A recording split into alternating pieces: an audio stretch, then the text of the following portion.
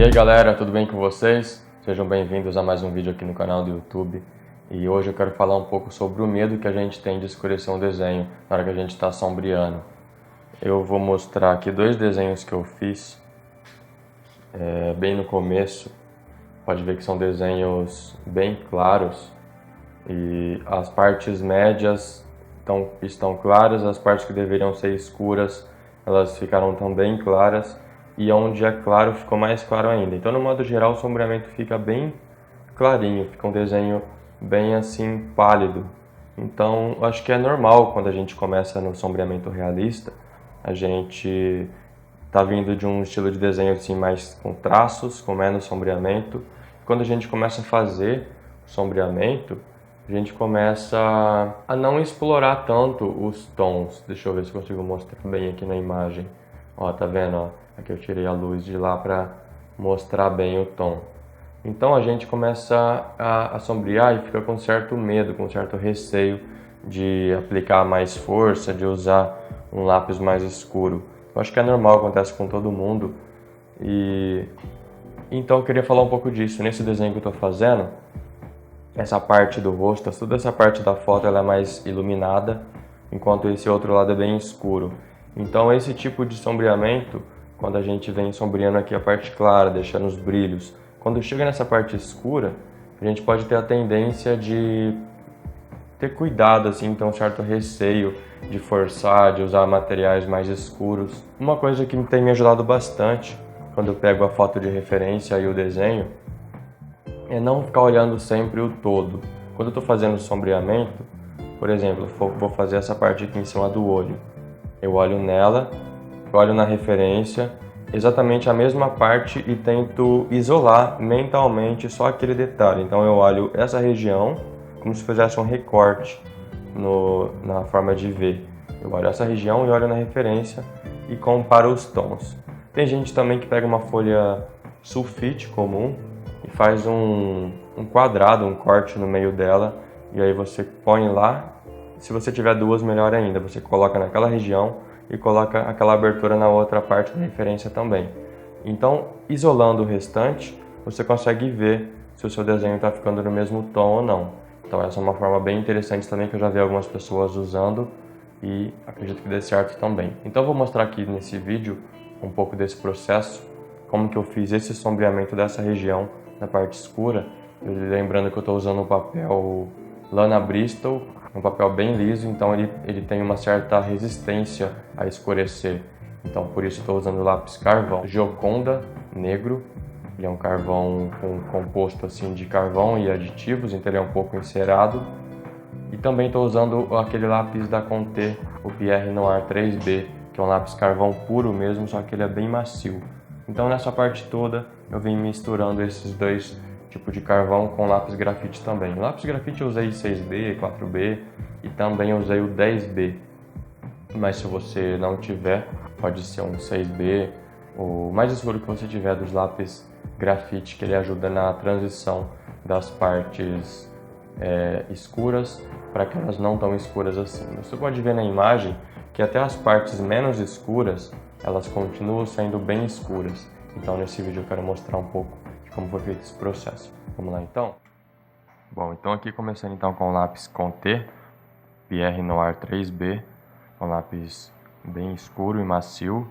E conforme já foi mostrado em outros vídeos, aqui eu já começo direto com lápis carvão, porque esse papel ele é bem liso, então se eu começar com lápis grafite ele vai saturando o papel e o carvão não pega direito, porque o carvão ele não adere bem por cima do grafite. Então como aqui é uma parte bem escura, eu já começo direto com o carvão. Você viu que eu trabalhei ali primeiro com o carvão, lápis direto, depois pincel.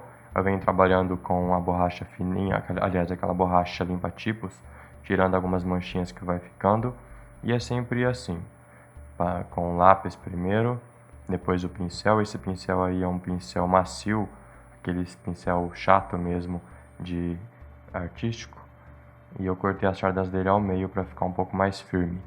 E eu venho passando ele para tirar a porosidade do sombreamento, ao mesmo tempo impregnar o pigmento do carvão no papel para ir ficando um tom mais acinzentado, um tom mais escuro.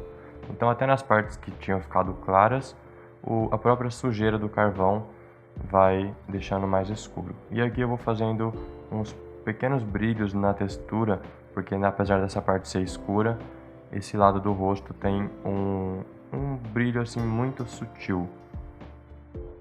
E sigo então fazendo o mesmo procedimento com o lápis, carvão, depois o pincel. Esse pincel é um pincel de maquiagem, é um pincel bem macio, mais largo, e eu uso ele nas áreas maiores para render um pouco mais e para evitar de ficar aquelas manchinhas que o pincel pequeno pode causar.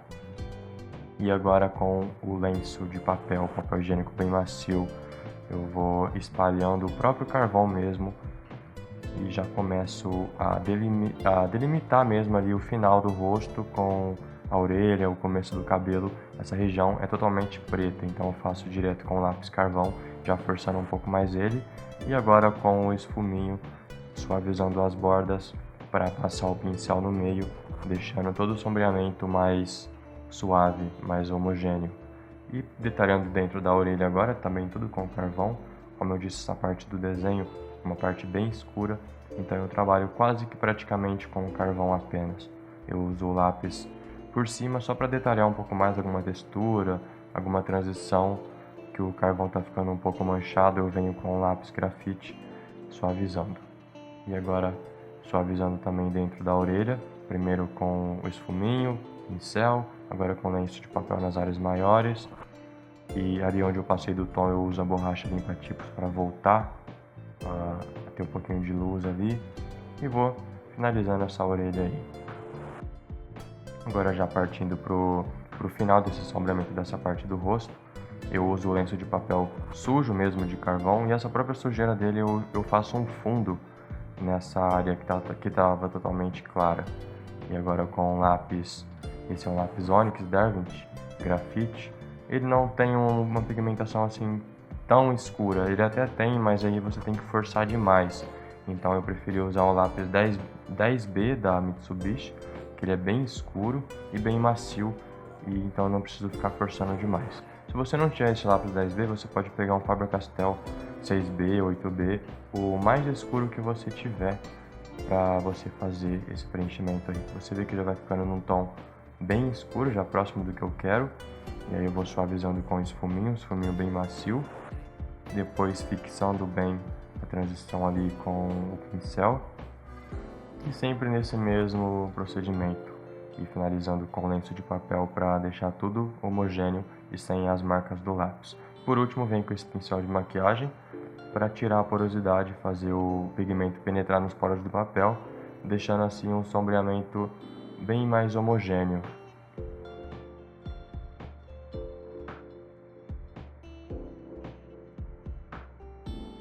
Por último, eu passo o lápis Gioconda negro para fixar o carvão na parte totalmente preta e deixar assim um acabamento bem bacana. Bom, espero que vocês tenham gostado desse vídeo.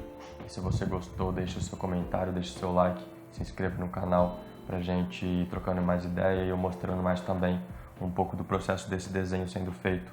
Esse desenho é uma imagem bem complexa e com essas nuances de tons, efeitos de água, e eu quero ir mostrando parte do desenho sendo feito.